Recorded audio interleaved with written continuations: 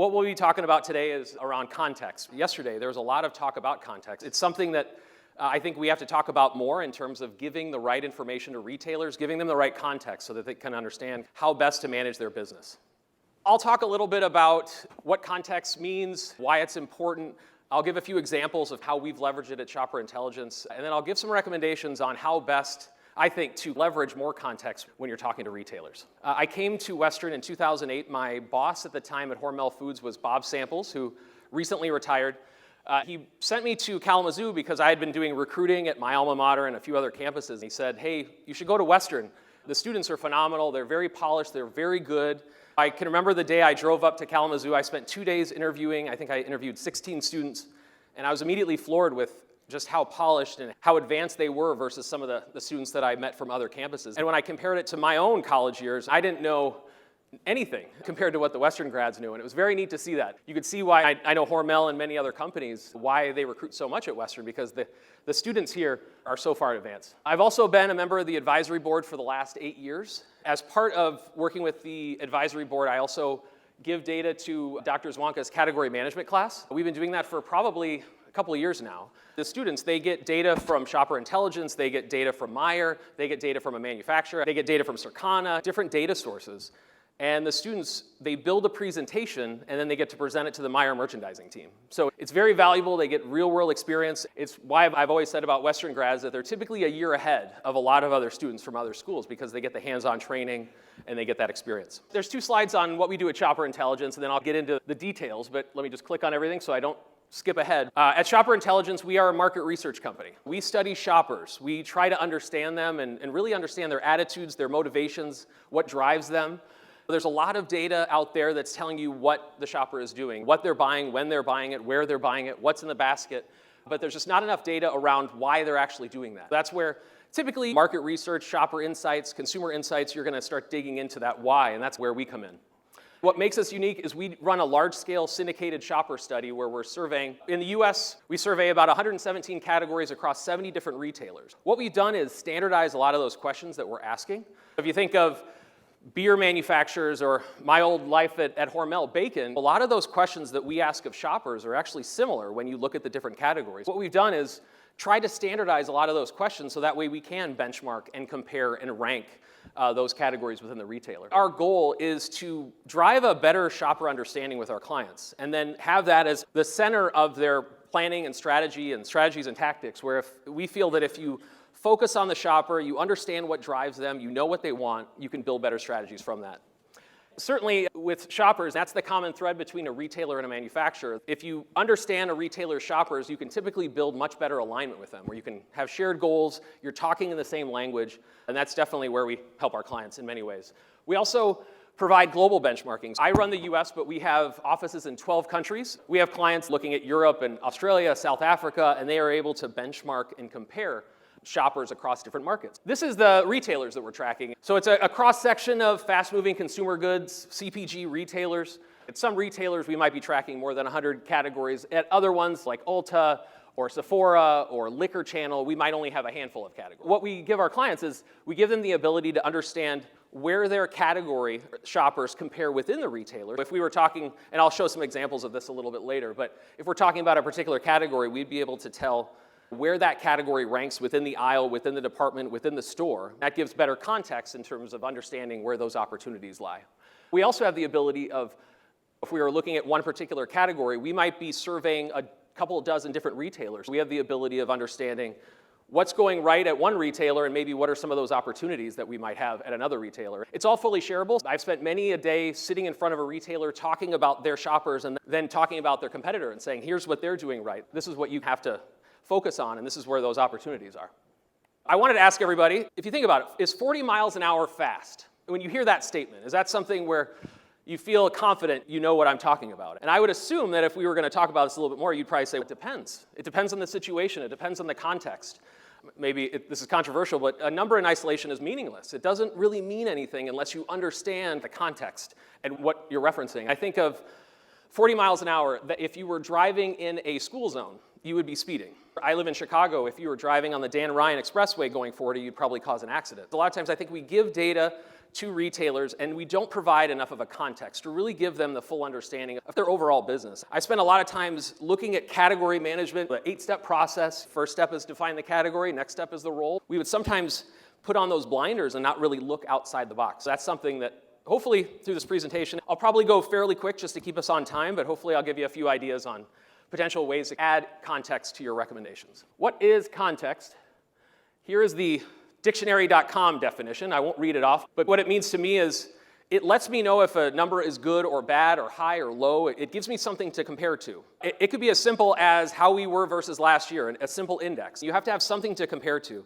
Obviously, in bigger conversations, you're going to want to talk about a lot of other data, but just having that context to really understand the data and why it's important. A lot of times I see commercials, I see advertising where they'll call out a claim, and once you read the fine print, you realize that's not actually that impactful, but because you didn't have the right context, you really weren't able to fully understand the meaning of the number. This is a dilemma for retailers in general. You think of hundreds of categories that a retailer manages, and they have to figure out what to do. They have a finite amount of resources. Which categories do I win on price? Which categories do I win on innovation or assortment? Those are really difficult questions that just coming in and talking about an individual category, it doesn't really help the retailer understand how all of these puzzle pieces fit. They have a finite amount of displays. They have a finite amount of features. Which categories do they put there? I've done plenty of promotional analysis looking at my category and communicating it to a buyer, but as you start talking to retailers, especially as you start going up the chain of the command, it changes the conversation a little bit because they really want to understand how it compares to maybe the aisle or the department, not just a category. So that's really the difficult part is how do they prioritize what they're going to do? Retailers have to place bets. They have to try to win in certain ways. Where are we going to pull forward and where are we going to pull back? That's really something that's very difficult to manage. That's where not only shopper intelligence, but there's a lot of data sources out there to provide that context. So I'll show a couple examples of how we've done it, and then I'll give some recommendations on the back end to talk about potentially how you can do it with maybe the existing data sources that you have. Wanted to give a quick case study. This was one that we worked with a retailer on. As part of our surveying, we're tracking most of the important categories in a store. We are working with a retailer and trying to understand their promotional activity. In this particular example, we were looking at the pudding category, pudding cups. We had noticed that just out of the number of weeks of promotion on flyer, that this particular category was almost 40% of the time it was on feature. We had noticed that the sales were not performing, the lifts weren't as great. We had to go back to the drawing board with the retailer. The retailer really wanted to reevaluate all their features to understand, are we promoting the right things? Is there some other tactic that we should be employing? We started diving into the data. You can see here, the first question we dove into, and actually I should preface this really quick with, if you look at the bottom, we ranked 85 categories at this retailer, so all the rankings that you see, that's where the pudding category ranked out of 85. That's the context. When we looked at this particular category, we found that over half of the shoppers decided to purchase the category in-store. It was an impulsive decision. It was not a planned purchase. When we looked at the percentage of shoppers who purchased because of a display, it was about a quarter of the shoppers. That ranked as the third highest category. So ranked very high for impulsivity as well as being triggered by a display. I haven't mentioned the feature yet because we haven't really how that feature is doing. When we looked at the number of shoppers who decided on the category based on seeing the flyer, they saw the category, they planned to buy the category, but as you can see, it ranked very low, 74th out of 85. Not a category that was really resonating with shoppers. They impulsively bought it, but they weren't planning to buy it. We just had to go back to the drawing board. The last measure I'll show, I think of promotions, feature activity, it has 2 points. Maybe there's a third or a fourth that I'm forgetting, but certainly the first point is to drive traffic to the store. How do we get people to come to our store? The other part is how do we drive better price perception? Can we show that price perception to our customers and try to build that perception overall? This is a question that we call price beacon. I look at the price of what I bought in the category to tell me if the retailer was competitively priced. You think of milk and eggs and things like that, that people know the prices, they're more aware of the pricing, so you have to be a little bit stronger on price, where this category, people really didn't know the price that well. It was an impulsive decision. It made us pause and figure out what can we do better to help our clients. We came out with was, for this particular category, reduce the number of weeks on feature, give it to another category more deserving, and then start working on more in-store activation. Displays, theater, signage, something that can disrupt their trip, because this is a shopper that isn't as intentional as other categories. That was a way that we gave the retailer context to quickly pivot. I'm going to try to play a game here. I can't see everybody, and I was going to have people raise their hands, so this might work, this might not. I wanted to show a couple of data points. I wanted to see if you could guess what category we're talking about. All the data that we're looking at, we surveyed about 150,000 shoppers last year. For this slide, we're only going to be talking about the grocery shoppers, because in the grocery channel, what we found, obviously, different categories they act differently in different channels. If you're talking about, I work with a major toilet paper company, it's very different at dollar than it would be at grocery. The role of the category, what's important to the shopper, everything I show on this slide, this is all from just grocery shoppers. I'll explain the measures, because there's 3 measures, and then you can see the list of categories on the top. So the first measure is traffic driver. We get into the role of the category. How well does a category drive traffic to the store or website? This is an aggregate of multiple questions that we dive into, but it's a question that really helps us answer, is this a category that brings people to the store? It would be the opposite for the pudding cup category that I was just sharing. That's not really a traffic driver. That's something that we would call a spend driver, because it's something that kind of builds the basket. But ranks 8th out of 109 categories. It also ranks very low on impulse. So out of 109 categories, it's in the bottom 10, the opposite of the pudding category, where people are obviously a lot less planned. It ranked 3rd for knew what I wanted. So these are shoppers that we affectionately call them autopilot. They're on autopilot, they're not really paying attention. It's a very quick shopping experience. They know what they want, so it's very difficult to disrupt them. Just think to yourself, what category do you think I am referencing? It's dog food. The infant formula was close. The first 2 are right on, but knew what they wanted is actually middle of the road, and that's only because new parents don't really know what they want. New parents, it ranks very low on knew what they wanted. By this 3rd or 4th kid, you know what you're doing. With dog food, this is the opposite type of category, where using this type of data, we can start to understand where we should be focusing our attention. What things should we be focusing on and talking to the retailer? With this category, this is a category, it is definitely something pre-trip that we have to engage with the shopper. We can't wait for the shopper to come into the store and try to engage with them. We need to focus on pre-trip communication. So is this feature activity? Is this media? Is it internet? Some of the stuff that we dig into is the influence of veterinarians on purchasing and what brand and what retailer to buy at. We do similar things with skincare with dermatologists and dentists with oral care. There's a lot of other things that are influencing the shopper. We ask shoppers, what triggered you to buy? It's very interesting to find out what are those things that are really influencing a shopper. When I talk about how to build context, I will always give a caveat that it definitely depends on the situation. I could probably spend hours sharing different examples of how we've helped build context, but it really comes into kind of using the data that you already have and try to build a story around something that really resonates with the person that you're talking to. If you're talking to a retailer, you're talking to a buyer or a DMM or a VP, understanding where their background is or what their focus is obviously very important when you're building context. We were founded by the former head of Insights at Tesco in the UK, and our other co-founder led Insights at Unilever and Mondelez in the UK. The whole point was, the ethos of the company was really bringing the retailer and manufacturer together to focus on that common thread, which is the shopper.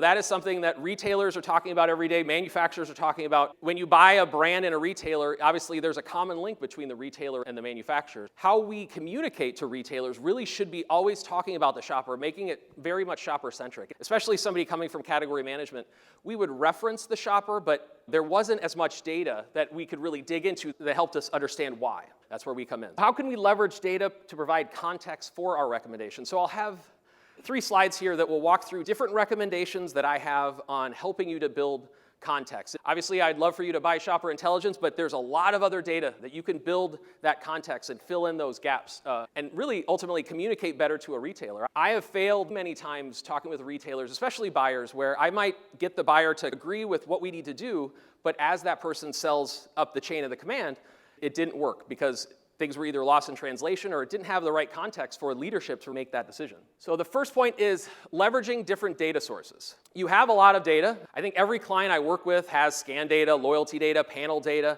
There's not a shortage of data out there. It's really how you manage the data and how you get the max benefit of working with the data to ultimately build the right recommendations and stories with retailers. The 3 ways that we talk about with leveraging different data sources is, these are tips and tricks, but the first one is to really try to simplify it as much as you can. At Shopper Intelligence, we track 150 different measures, but realistically, it's an 80-20 rule, where 80% of the value really comes from 20% of the things that we do. So we have clients that have been working with us for many years, and we always try to simplify it right off the bat, because if you try to boil the ocean, it's not going to work. You want to focus in on the 2 or 3 things that maybe a data provider or a resource or a data set is most impactful on, and then focus on that initially. When you're linking data, you can't link everything, so you try to find those 2 or 3 things maybe. I've done this many times with scan data and panel data and loyalty data, where if you keep it simple and focus on the task at hand and don't try to look at everything, try to focus in on those key things, it'll make it a lot easier to link them together. The middle point is aligning your data. This is a frustrating thing that I deal with all the time, where we might have an insights team that defines a category one way or has slightly different segmentation. The field team, the category and commercial team, they look at it slightly different. When the insights team is showing research, it's not exactly apples to apples. We always recommend aligning early, talking to people in your organization, trying to figure out how you can link these data sources together. If you can't have a consistent definition, you can't have a consistent segmentation, it will be very difficult to link these things together. It'll just feel like separate conversations and it won't actually link together. Be consistent. Speaking of Scott Matthews, I heard he was mentioned earlier when I was in the back, but Scott and I were talking about this yesterday, and obviously in his business, he's talking about training people. In our business of data, we found that a lot of companies, when they buy a data set, whether it's ours or somebody else's, it takes a little bit of time to build that expertise. If you're only buying something once and then the next year you're not developing your team and they're not becoming experts. What we always say is try to be consistent when you're linking things together. Don't buy it one year and not the other, and try to build processes and try to automate and standardize it. There's a lot that's being thrown onto the teams, and if we can make it simple for them, it will benefit the field greatly. The next part is try to zoom out when needed. When I'm talking to a buyer, if we're just talking about, let's say, an add-delete list, and there's a product that maybe is down 20% year over year, you probably don't have to zoom out very far. You know what you need to do. It's not something that requires too much information. You know what you need to know, and you can move forward. Other times when you're talking to retailers, especially if you're in JBP's long-range planning, top to tops, you have to think of it from their point of view, especially from the leadership. How are they viewing the overall business? If you're going to something very impactful that might disrupt some different things, it will make it much more difficult. Focus on benchmarking. With benchmarking, every data provider has different benchmarking that they have, and that's the best way to show somebody how something compares to something else. I always say focus on the benchmarking. Try to benchmark, if you can benchmark against competition, other categories. It helps build a better context when you're talking to retailers. And then the last point is around collaboration. I touched on this a little bit. When we're talking about how can we build better context, there's a lot of resources, a lot of people that can help you drive that context and build that overall message with the retailer. The best one is the retailers. I've partnered with retailers. They've given me their loyalty data, their profitability, their shrink, all the different measures that were important to them. We were able to plan out much better in terms of understanding what was important to them and then us building out the recommendation based off of what was most important to them.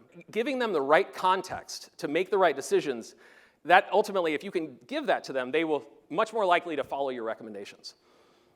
Break down internal silos. This is something I've experienced and I've seen many times where I mentioned it a little bit earlier about aligning on segmentation and definition. There's times where you might have one department has a data source, they might have something and another department doesn't know about it, but they could use it. Sometimes there's bureaucracy, there's red tape, people aren't talking to people. What we found is the truly best in class, they have a very collaborative partnership between the field and the headquarter team. They're talking about tools, they're talking about processes, they're talking about how they can use it, and it becomes very powerful because you get everybody in the room and they can truly talk about what they can deliver and how it can benefit the overall messaging. But it truly has to be an activation plan that is planned from the center. This last point, which is near and dear to my heart, is better planning with data providers. When I was at Hormel and Colgate, we did a lot of long-range planning, top to tops, and it was some of the best conversations that I had with retailers. You can talk about some of their bigger initiatives, you can throw some crazy ideas out there, and you can start to challenge the team to do different things to disrupt the categories. That same logic applies with data providers. There's many companies that it's very transactional, it's not a partnership. We have a client that is probably best in class in this, where I actually go through a formalized JBP process every quarter with one of my clients, where they sit down, we talk about what's happened, what's going to happen, we lay out 2-3-year goals on new product development. This is something that when you're talking to companies like mine and some of the other big ones in the room, having that partnership, you'll find that at companies like mine, we are very much client-led innovation. When we are building new tools, new measures, new capabilities, we have some ideas, but the best ideas really come from our clients. I would always challenge everybody to really try to be more deliberate with your relationships with your data providers, because if you partner with them, if you talk with them, if you plan with them, you'd be amazed on what they have, because they might even be able to share some things for a special project. Hey, I'd love to see the rest of the aisle, the rest of the store. You might not know where that data is, but if you're partnering with your data providers, they do have that data, and it might be able to come in at the right time. My key takeaways are really focusing on the shopper. That's something where it is the common thread between a manufacturer and a retailer. That is ultimately where we feel you can build context by talking about something that's near and dear to their heart, and then giving them that reference point to see how does that compare to the rest of the store, the rest of the aisle, their competition, giving them all the information that they need to make the right decision. Leverage different data sources together. You probably have all the tools that you need if you just sit down and evaluate how to link them together. That's the secret sauce, linking data together. Typically, the best way to do that, which I didn't mention earlier, is to pick a project. Like, let's look at assortment, or let's look at innovation, or let's look at something very specific, and then try to link all of those data points from maybe scan, panel, loyalty, research that can help with that overall narrative. Zoom out when needed, obviously, case-by-case basis, but certainly something that, especially when you're talking to leadership, especially if you're looking at doing something outside of the category, displays, feature, out-of-store activation, that's something that getting the retailer buy-in, you're going to have to zoom out a little bit. You can't just be too focused in on that category. The last part is just collaborate internally and externally. Your colleagues probably have something that maybe you haven't used before that you might be able to get access to. I know that's happened to me a few times, where just talking with my colleagues in other departments, you can find some things that you can actually even use in category or insights or sales.